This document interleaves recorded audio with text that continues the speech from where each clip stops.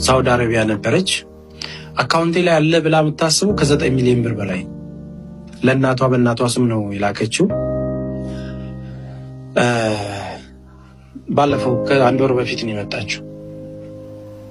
9 ዓመት አረብ ሀገር አለ። ከ13 እስከ 14 ዓመት ነው የኖረችው። 9 ሚሊዮን ብር አለኝ ብላ ነው የምታስበው አካውንቷ ላይ። ሶል በእናቷ አካውንት ነው የምትልከው። ስትመጣ አካውንቷ ላይ የተገኘው 300 ብር ነው።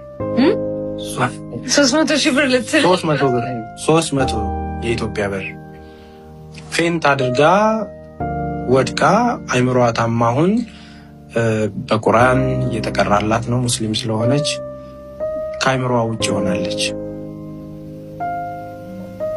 ምንድነው እንዴት አደርጋላችሁ ተብለው ቤተሰብ ሲጠይቁ ምን እንዳሉ ታውቂያለሽ? ወንድምየው እናትየዋን ነፍሰ ስጋዋን እያወጣ ብሩ ከሚቀመጥ እኛ ስራ እንስራበት እያለ ሲያወጡ ሲከስር የልጅቷን ድካም ገደል ከተተው። አሁን ከብሯ ከጤናዋም ሳትሆን አይምሮዋ ታውቆ እንትን ላይ ነው ያለችው። እያሳከምናት ነው። ሌላ the same thing አንድ ወንድሟ ምን አደረገ መሰለሽ? ብር ሲላክላት ስትልክ ቡኩ አለ አይደል? የባንክ ቡኩ ራሱ ነው የሚሞላ።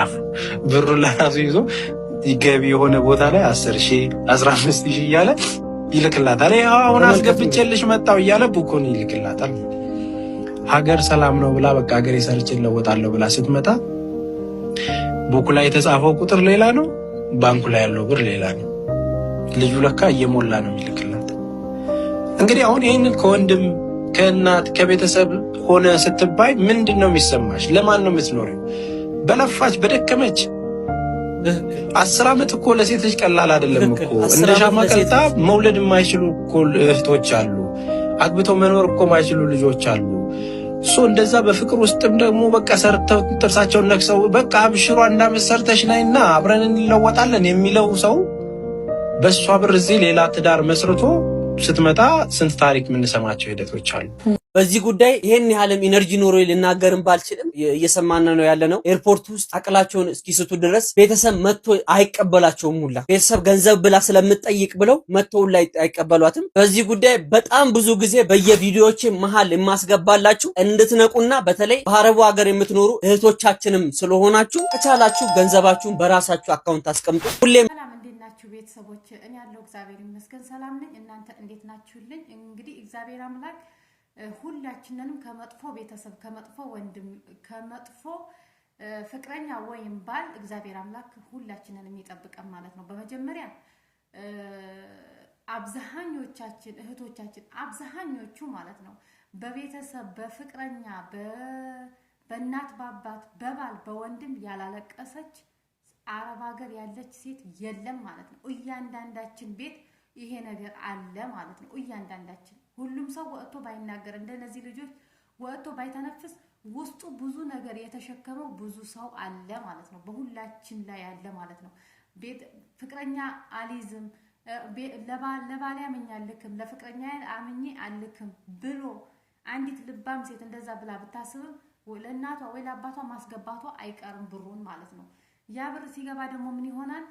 ቤተሰብ ደግሞ ወይ አንቺ ወይ የኔ ታናሽ ወንድም ካለ ወይ የኔ ታላቅ ወንድም ካለ ከዛ ነገ ሰርቶ ይመልሰዋል የሚሉት ነገር አለ ማለት ነው። ይሄ በጣም ከባድ ነው። እንዲህ የሚያደርጉ ቤተሰቦች በጣም ከባድ ነው። በተለይ ለወንድም ሰጥተው እኛ በማናውቀው መንገድ ለቤተሰብ ለወንድም ለታላቅ ለታናሽ ወንድም ሰጥተው ለሰው አበድረው ሰደህ ለምን ነው የሚሆንባቸው ማለት ነው። ድንገት በዛን ሰዓት ይሄው እንደሰማችሁት እህታችን አሁን ገንዘብ አለኝ ቤት አለኝ ንብረት አለኝ በቃ በቂ ነው ብላ ኢትዮጵያ ስትገባ 3 ሚሊዮን ብር የነበረ ገብታ ስታየው 300 ብር ነው በአካውንቷ ያገኘችው። አስባችሁታል? በሽተኛ መሆን በዛ ላይ በስደት ተቃጥላ የሰው ፊት ተገርፋ የሰው ፊት እየተገረፍን እየተቃጠልን ሳንበላ የምንውልበት ሳንጠጣ የምንውልበት ብዙ ቀን አለ ማለት ነው። ኢትዮጵያ ያለ ሰው ግን በፍጹም ይሄን አይረዳም ማለት ነው። አብዛኞቹ ምን እንደምንሰራ ምን እንደምናደርግ አያውቁም ማለት ነው። እንዴት ብለን ተገርፈን ምን ሰርተን ምን አድርገን ብሩ እንደምንልክላቸው አያውቁም። እስኪ ዛሬ የማን ቤተሰብ ነው ብር ሳትልኪ እስኪ ወደ ኢትዮጵያ ደውይ፣ እስኪ ለቤተሰቦችሽ ደውይ። ብር ልከሽና ብር ሳትልኪ ስትደውይ ፊታቸው ራሱ አንድ አይደለም ማለት ነው። ሁላቸው ማንኛውም ሰው እኔ የከሌ ቤተሰብ ጥሩ ነው፣ የኔ ቤተሰብ ጥሩ ናቸው፣ የከሌ ቤተሰብ ጥሩ አይደለም። ሁላቸውም አንድ ናቸው። ሁሉም ቤተሰብ አንድ ናቸው። ብር ስትልኪ አቀባበላቸው ራሱ የተለየ ነው። ገንዘብ ካላክን ደግሞ ዝም ብለን ለሰላምታ ደውላለሁን ካልህ በተለይ በአሁኑ ጊዜ ማንም አይፈልግሽም ማለት ነው። እንኳን ኢትዮጵያ ሄደሽ ገንዘብሽ አልቆ ተበልቶ ገንዘብ የሌለ ሆኖ እዚሁ ሆነሽ ራሱ ብር ሳትልኪ ከቀረሽ ብር ሳትልኪ ለቤተሰብ ከደወልሽ እንደምንም አያዩሽ፣ ምንም አይመስላቸውም ሲጀመር ማለት ነው። እና ለቤተሰብ አብዛኞቹ ልጆች እንደዚህ ሲያስተምሩ ወይም ደግሞ ተው እህቶቼ እንዳትበሉ የሚሉት ለወንድ ልጅ ገንዘብ አትላኩ ነው የሚሉት። በጎን ደግሞ ለቤተሰቤ ብሎ የሚልክ ደግሞ ይሄው ቤተሰብም ያው እንደምታዩት የሁላችን ስላልወጡ ወይም ደግሞ የሁሉ ቤተሰብ እንደዚህ ወጥቶ የቤተሰቡን ገበና ስላላወጣ እንጂ ሁሉም ቤት አለ ማለት ነው። ሁሉም ማንኛውም ስደት ላይ ያለ አረብ ሀገር ያለች ልጅ ሁሉም ያላለቀሰና ያላዘነ በቤተሰብም ሆነ በፍቅረኛም ሆነ የለም ማለት ነው። በባልም ቢሆን ማለት ነው። ባል ነው ባዳ ነው፣ ፍቅረኛ ነው ባዳ ነው። ወደን ፈቅደን ካደረግን ወደሽ ግቢ ነው፣ አይመለስልሽም ወይም ደግሞ ያን ገንዘብ አታገኙም። ምክንያቱም ለኛ ምናችንም አይደለም ማለት ነው። ግንስ ቤተሰብስ ሰው ቤተሰቡን እናት አባቱን ካላመነ ማንን ነው የሚያምነው? እሺ እናትሽን አባትሽን ካላመንሽ ማንን አምነን ነው የምንኖረው? ማን አለን ለኛሽ? ምን እንሆን? ስደት ላይ ስትኖሩ ወዴት ይላክ ብሩሽ? ወዴት እንላክ? አሁን ምንድነው የሚሉት? አካውንታችሁን ከፍታችሁ ገንዘባችሁን አካውንት እዚህ ሆነን አካውንት መክፈት አንችልም። እዚህ ሆነን እኮ አካውንት መክፈት የምንችል ቢሆን ማን እንደኛ እኛ በአንድ አመት ውስጥ የፈለግነውን ነገር አድርገን የፈለግነውን ነገር ሰርተን ለራሳችን መተዳደሪያ በቂያችን ነበር ማለት ነው። ግን እዚህ ሆነን ስደት ላይ ሆነን አካውንት መክፈትም አንችልም። ያለን አማራጭ በቤተሰብ ማስገባት ነው። እንግዲህ ከመጥፎ ቤተሰብ ሁላችንንም ይጠብቀን ማለት ነው። ይሄው እቺ እህታችን እንግዲህ አንዷ እናቷ ናት ገንዘቧን የበላችው። ለምን ለወንድሟ እየሰጠች አንጭ ሲል እያወጣች እየሰጠች ወንድምም አለ እናትም አለ ማለት ነው። ለምን እኛ ሰርተን እንዴት አድርገን አግንተን እንዴት አድርገን ለነሱ እንደምንልክ እነሱ ምንም የሚያውቁት ነገር የለም። ስንቶቹ ነን ሳንበላ ማርያምን ኩብዝ በልተን የምንውለው፣ ቂጣ ደረቅ ቂጣ በውሃ በልተን ብሩን ወደ ኢትዮጵያ የምንልከው ስንቶቹ ነን? በተለይ ስደት አረብ ሀገር ሳኡዲ መሬት ያለች እበናት ማለት ነው፣ ወጣቶች ማለት ነው። ተቃጥለን እዚህ አንገታችንን ደፍተን ሳንበላ ሳንጠጣ እየዋልን ብር ምንልክ ግን የማን ቤተሰብ ነው? ማንኛቸውን ማለት ማን ነው የሚረዳው ይሄን ነገር ነው? እዚህ ስደት ላይ ያለ ሰው ሁሌም ቢያለቅስ ቢጮ ሁሌም ያው ነው። ምንም መፍትሄ የለንም ማለት ነው። ምን እንደምመኝ ታውቃላችሁ? ማርያም ኢትዮጵያ ገብቶ ኢትዮጵያ ያለ ሰው እዚህ አረብ ሀገር ተመልሶ ሁለቴ ሶስቴ የሚመጣ እኔ በጣም ነው የሚያናዱኝ። ምክንያቱም አንዴ ነው የሰው ልጅ የሚሞኘው አንዴ ነው። በባልም ይሁን በፍቅረኛም ይሁን በቤተሰብም ይሁን አንድ ጊዜ ነው የሚሞኘው፣ አንድ ጊዜ ነው የሚበላው። ኢትዮጵያ ገብቻ አካውንት ሳልከፍት አብዛኞቹ 3-4 ያልተሰደተ ስደት ያልመጣ እህት የለችም ማለት ነው። አብዛኞቹ ማለት ነው። ለምን ኢትዮጵያ ገብተው ተመልሰው ተመሳሳይ ህይወት ተመልሰው መጥተው ለቤተሰብ ወይ ለፍቅረኛ ወይ ለባል ነው የሚያስገቡት ብሩን ማለት ነው። ግን እግዚአብሔር ብሎ ኢትዮጵያ ገብቼ መልሼ ወደ ስደት እኔ ለራሴ ኢትዮጵያ ቆይቼ ወደ ስደት ተመልሼ በመጣ አማደርገውን እኔ ነኝ የማውቀው። አካውንትሽን ትከፍቻለሽ ቤተሰብህን ጣይ እናት አባቶቻችንን አንጠይቅ፣ ልጅም ካለን ልጆቻችንን አንጠይቅ ማለት አይደለም።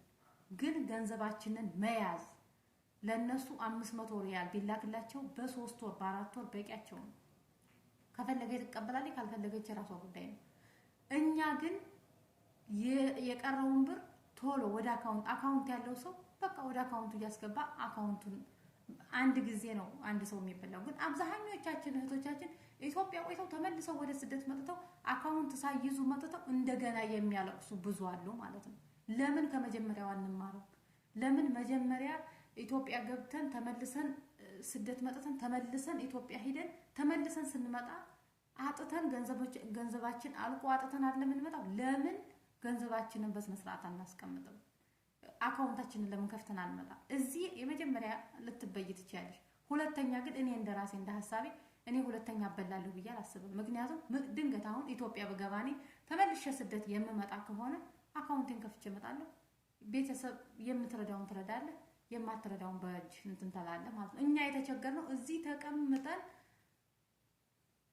እንደዚህ ለቤተሰብም ሆነ ለምንም እየተላከ እንደዚህ የሚበላው በጣም ከባድ ነው። በተለይ ገንዘቤን ኢትዮጵያ ሆኜ ገንዘብሽ የለም ከመባል እዚህ ስደት ላይ ያለው ገንዘብ የለሽም ምን ታደርጊ ትመጫለሽ ቢሉኝ እኔ ደስተኛ ነኝ። በቃ ከሁሉም ርቀህ የምትኖሪው ወይ ትኖሪያለሽ ወይ ትሞቻለሽ ማለት ነው። ኢትዮጵያ ሄደህ ግን ገንዘብ የለም ስትባሉ አስባችሁታል? ምን እንደምንሆን ማንም የለሽም። ባዶ ህይወት ባዶ ነው የሚሆነው ማለት ነው። እንግዲህ ሁላችንንም እግዚአብሔር አምላክ ይጠብቀን ከመጥፎ ቤተሰብ ከእንዲህ አይነት ከምናየው ከምንሰማው እግዚአብሔር ይጠብቀን። እወዳችኋለሁ ቤተሰቦች። ፈጣሪ ከስደት አውጥቶ ከሰው ቤት አውጥቶ ለሀገራችን ያብቃን።